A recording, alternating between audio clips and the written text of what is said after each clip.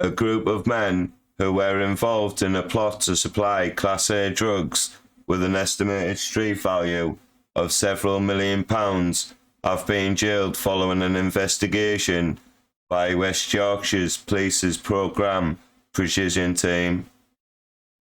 Detectives investigating the plot seized 26 kilos of cocaine with an estimated street value of more than £2 million, as well as almost £175,000 in cash between the 4th of August 2021 and the 9th of December 2021. Further evidence gathered as part of the investigation found that up to 303 kilos of Class A drugs was supplied by members of the group. 2 of the 7 men, Mohammed Saeed and Alalakan Odadina, were jailed at Leeds Crown Court, bringing the investigation to a conclusion after 5 other men were sentenced in October. 3 men admitted their role in the conspiracy. This man, aged 36, formerly of Landwehr's Close, Liverpool, admitted 2 counts of conspiracy to supply Class A drugs, cocaine and heroin. He was jailed for 5 years and 6 months. This man, aged 38, formerly of Field Lane, Wakefield, admitted 2 counts of conspiracy to supply Class A drugs, cocaine and heroin, and conspiracy to possess criminal property. He was jailed for 7 years and 3 months.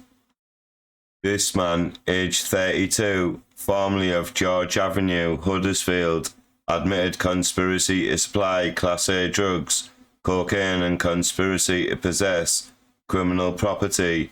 He was jailed for 6 years and 9 months. 4 of the men denied their involvement and were found guilty after a trial. This man, aged 32, of Cowlairsea Lane, Huddersfield, was found guilty of conspiracy to supply cocaine. He admitted conspiracy to possess criminal property and was jailed for 4 years and 6 months.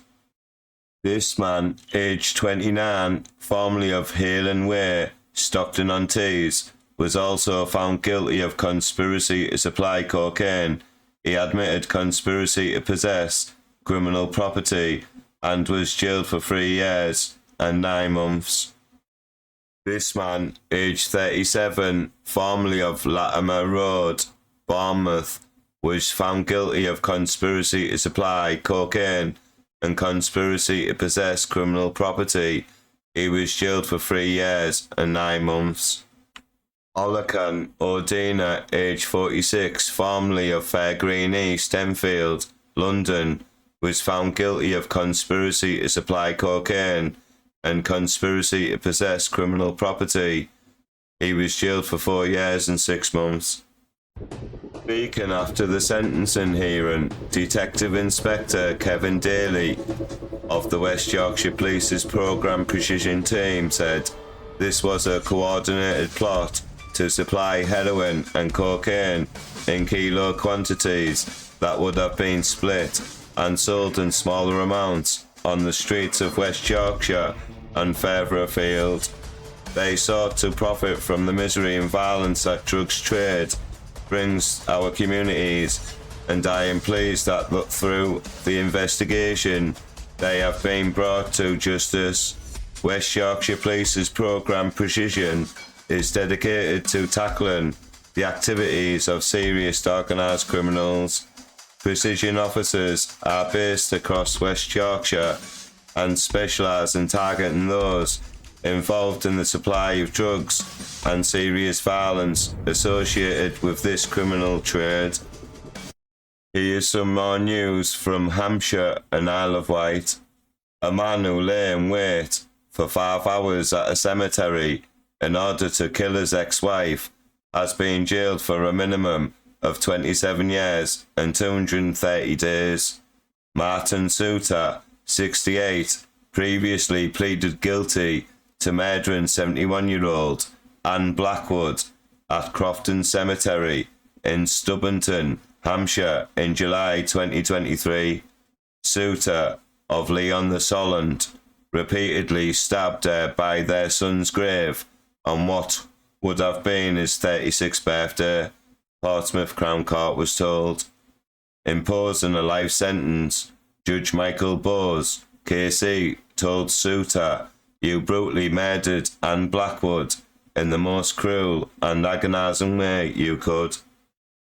Souter waited for about 5 hours at the cemetery on the 24th of July before attacking Miss Blackwood from Lee on the Solent when she arrived on a bicycle. Robert O'Sullivan, KC, prosecuting, said the defendant stabbed her in her back with a kitchen knife, and the blade having broken off with the first blow, he repeatedly stabbed her in the neck with a pair of scissors that she had brought with her to cut the flowers she had planned to put on her son's grave. Souter then called 999 from the graveside to confess, blaming Miss Blackwood for their son's suicide and saying his life had been ruined by her. Members of the public saw the victim on the ground and asked if they could help. The court heard. Mr. Souter replied, "No, she's dead. I killed her. I called the police. It's been 40 years. I couldn't take it anymore." The couple's teenage son, Christopher, died in 2003 at the age of 15, and the couple divorced the following year, the court heard.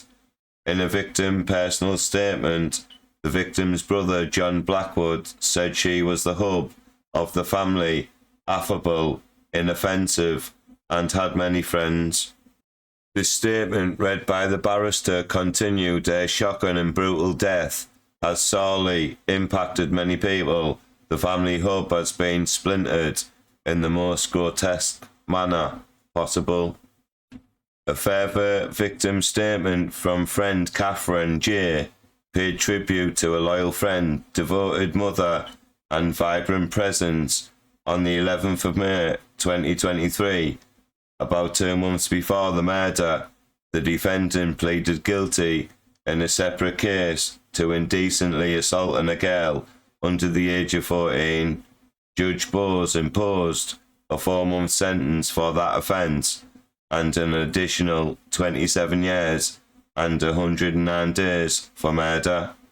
Please like this video, please comment, and don't forget to subscribe. Thank you.